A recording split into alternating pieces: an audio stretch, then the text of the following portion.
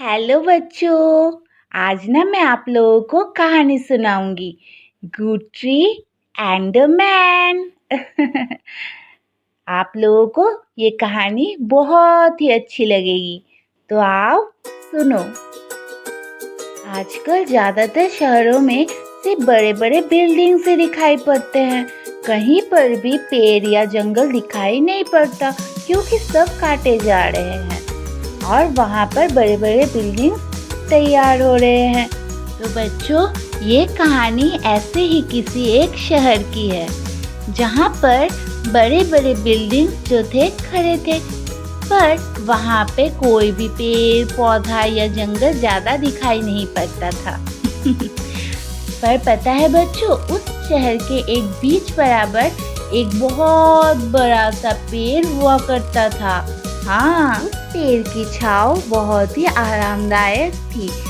पता है बच्चों, वहाँ पर तुम्हारे जैसे छोटे छोटे बच्चे भी जाया करते थे खेलने के लिए।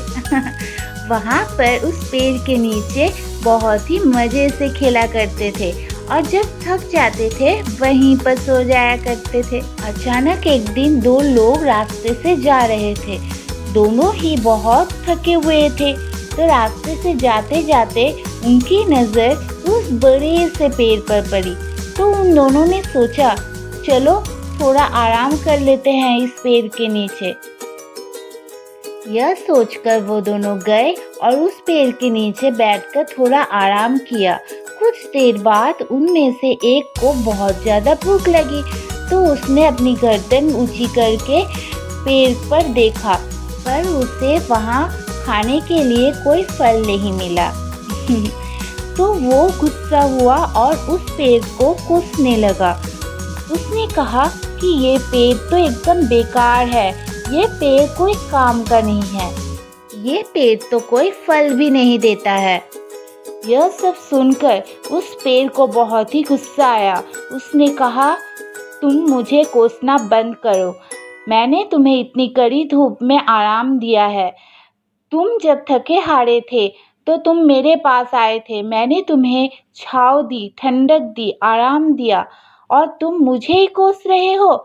अब जब तुम्हें भूख लगी है तो तुम मुझे क्यों कोस रहे हो? मेरे वजह से तुम्हारी थकान दूर हुई, और अगर मैं नहीं होता तो तुम तो मर ही चुके होते। उस आदमी को अपनी गलती का एहसास हुआ और उसने उस पेड़ से माफ़ी मांगी कि मेरी गलती हो गई है, मुझे माफ़ कर दो। बच्चों, हमें भगवान का शुक्रिया करना चाहिए कि उन्होंने हमें इतने आशीर्वाद दिए हैं। अगर ये आशीर्वाद हमारे साथ नहीं होता तो हम अच्छे से जी नहीं पाते। तो बच्चों, जाते जाते मेरे इस चैनल को लाइक शेयर एंड सब्सक्राइब करके जाना मत भूलना। और बच्चों, अगर हो सके तो अपने घर के बाहर बहुत सारे पौधे लगाओ, क्योंकि ये पौधे हमें ऑक्सीजन देते हैं और हमें इनकी बहुत ज़्यादा ज़रूरत है। Okay, bye.